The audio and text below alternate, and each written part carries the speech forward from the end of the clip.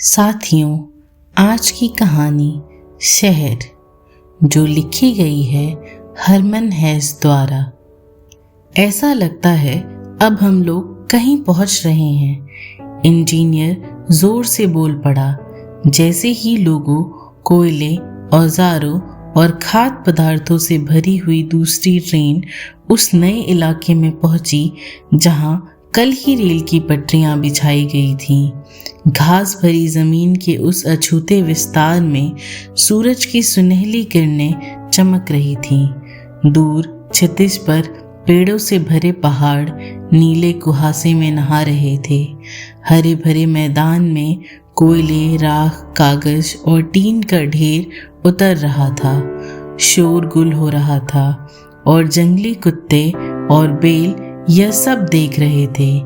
आरा machine की पहली कर्कश आवाज दूर जंगलों की चीरती चली गई। बंदूक की पहली गूंज मेघों की गड़गड़ाहट की तरह पर्वतों पर तैर गई। लोहे पर भारी हथौड़े की पहली चोट की धन आवाज हुई। टिन की छत की एक झोपड़ी खड़ी हुई। दूसरे दिन लकड़ी का एक घर, फिर दिनों दिन पत्थर के मकान दिखाई पड़ने लगे। जंगली कुत्ते और बेल वहां से दूरी रखने लगे। जमीन जोती जाने लगी और उसमें फसल उगी। पहले ही बसंत में वह जमीन हरी फसलों से भर गई। वहां खेत, अस्तबल और अनाज घर बनाए गए। जमीन काट कर सड़कें बनाई गईं। रेलवे स्टेशन बनकर खड़ा हुआ और उसका उद्घाटन भी हो गया। इसके तुरंत बाद एक सरकारी भवन बना, फिर एक बैंक।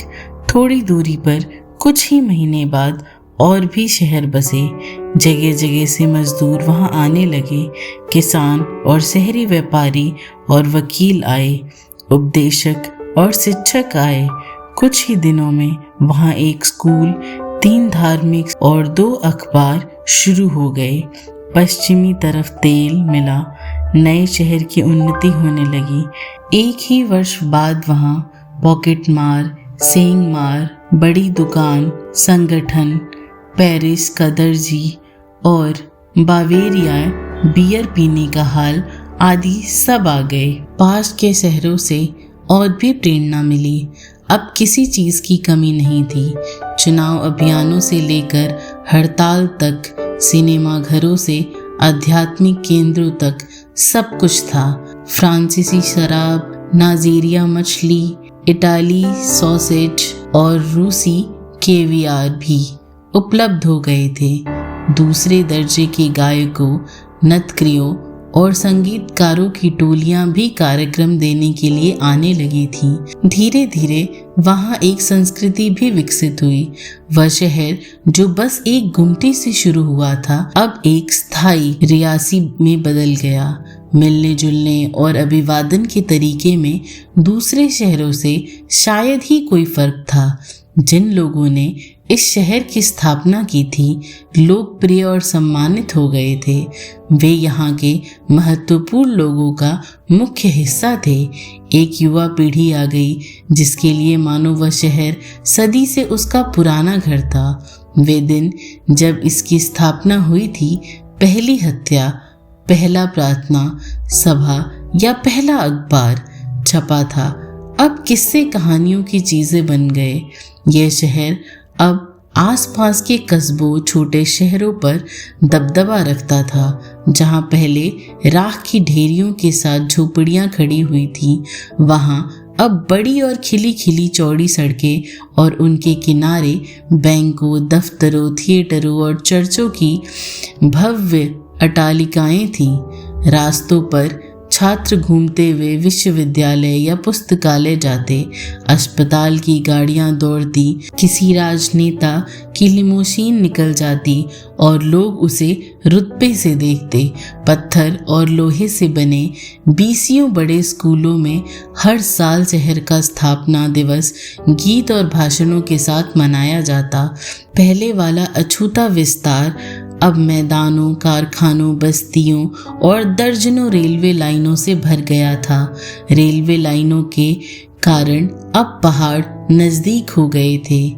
वहां या सुदूर समुद्र के किनारे धनिकों के आवास बन गए थे।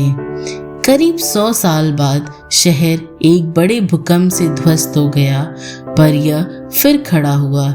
इस बार पत्थर के मकानों की जगह लकड़ी ने और बड़े भवनों की जगह छोटे मकानों ने ले लिए। संकरे रास्तों को खत्म कर खुले रास्ते बनाए गए।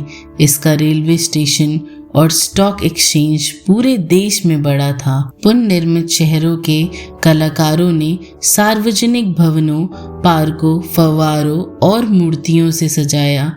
नई शताब्दी में ये शहर देश का सबसे धनी और सुंदर शहर माना जाने लगा।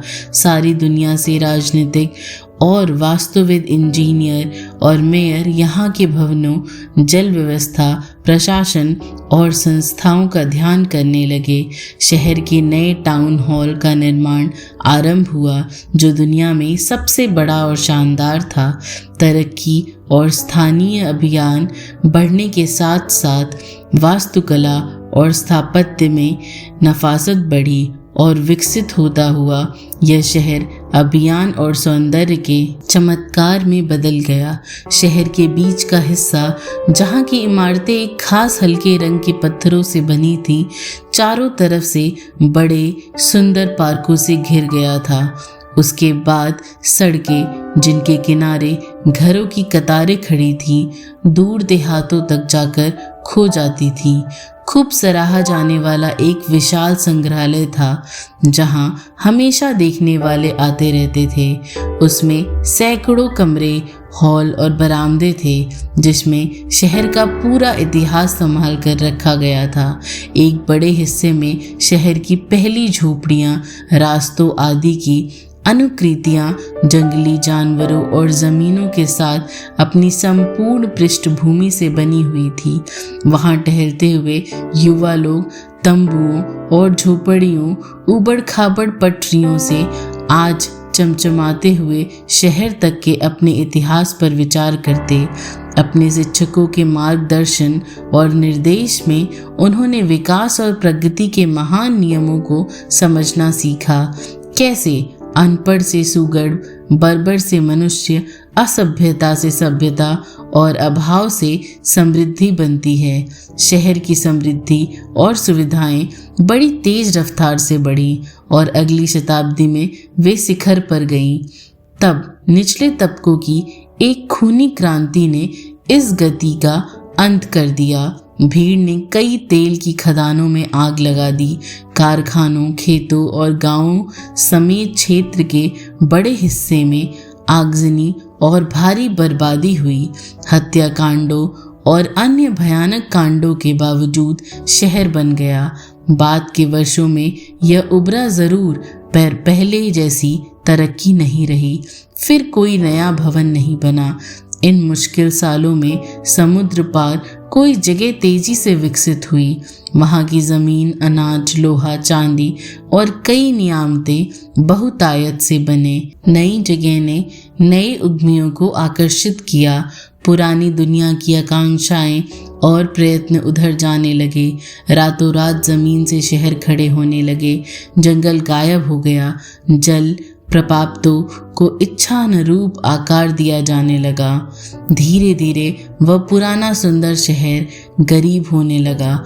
वह एक समाज का मन और मस्तिष्क तथा कई देशों का बाजार और स्टॉक एक्सचेंज नहीं रह गया। नए दौर की उथल पुथल में यह बस बना रह सका एवं अपनी पुरानी समृद्धि के कुछ टूटे तार बचाए रख सका। इससे अधिक कुछ नहीं। इसके जो निवासी इसे छोड़कर नई दुनिया की ओर नहीं गए, वे कुछ नया नहीं बन सके। व्यापार में ठहराव आ गया और पैसे बनाने के अवसर बहुत कम रह गए थे। किंतु अब इस पुरानी सांस्कृतिक भूमि पर आध्यात्मिक जीवन का प्रस्फुटन होने लगा। इस मरते हुए शहर में विद्वान और कलाकार, चित्रकार और कवि पैदा होने लगे, जिन्होंने कभी इस जमीन पर पहले मकान बनाए थे। उनके वंशज अब यहाँ देर से उदित हुए। कलायम जीवन को देखकर मुस्कुरा रहे थे। उन्होंने काई से आच्छादित बागों की उदास गरिमा के चित्र बनाए, जिनमें जर्जर मूर्तियां और हरे तालाब थे, या वे प्राचीन विराट पूर्वक युग की उथल पुथल अथवा पुराने महलों में रह रहे थके लोगों के मुख स्वप्न के बारे में संवेदनशील कविताएं लिखते थे। एक बार फिर इस शहर का नाम और ख्याति दूर दूर तक फैलने लगी। चाहे बाहरी दुनिया युद्धों से हिलती रहे और बड़ी बड़ी परियोजनाएं में व्यस्त रहे, यहाँ के लोग शांतिपूर्ण एकाकीपन और प्राचीन गौरव के सपनों में जी सकते थे। यहाँ की शांत सड़कें फलती फूलती डालियों से आच्छादित थीं। मौसम की मार झेलते हुए विशाल भवनों के अग्रभाग निशब्द चौराहों को देखते होते और काई जमी फव्वारे संगीतमय राग सुनाते। 1 या 2 सदी तक दुनिया के युवा लोग इस पुराने स्वप्नील शहर को चाहते और सम्मान करते रहे। कवियों और पर्यटकों ने भी इसे सराहा, किंतु जीवन अधिकाधिक दूसरे देशों की ओर मुड़ता जा रहा था। स्वयं इस शहर में पुराने बाशिंदों की अगली पीढ़ियां लुप्त होती जा रही थीं। सांस्कृतिक हलचलों का दौर भी बहुत पहले छूट चुका था और अब उसके सड़ते अवशेष ही बाकी बचे थे। इसके आसपास के छोटे मोटे शहर वीरान और खंडरों में बदल चुके थे। कभी कभार विदेशी चित्रकार या पर्यटक यहाँ आते और समय समय पर दल तथा भगौड़े अपराधियों का वहाँ बसेरा होता। शहर से थोड़ा हटकर एक भूकंप आया जिसने पास की नदी की धारा बदल दी। वहाँ की भूमि का एक हिस्सा दलदल में और शेष रेगिस्तान में बदल गया। धीरे धीरे पहाड़ से पुराना जंगल नीचे उतरने लगा और पुराने ग्रीष्म आवासों तथा पत्थरों के पुलों के शेषों को अपने कब्जे में लेने लगे। विशाल प्रांतर को वीरान देखकर जंगल ने उसे टुकड़े टुकड़े अपनी गिरफ्त में लेना आरंभ कर दिया। दलदलों पर रहस्यमय हरियाली छाने लगी और खंडहरों पर बड़े बड़े पेड़ उग गए। अतः शहर में बाशिंदे उठ गए। जो बचा वह एक अनाम किस्म का खंडहर।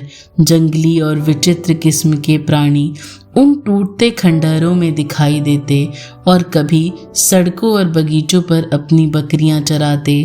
दलदलों के बनने के बाद ज्वर का एक दौर आया जिसमें इस तरह की आबादी भी रोगों और मृत्यु को प्राप्त हुई। अतः में सब कुछ वीराना हो गया।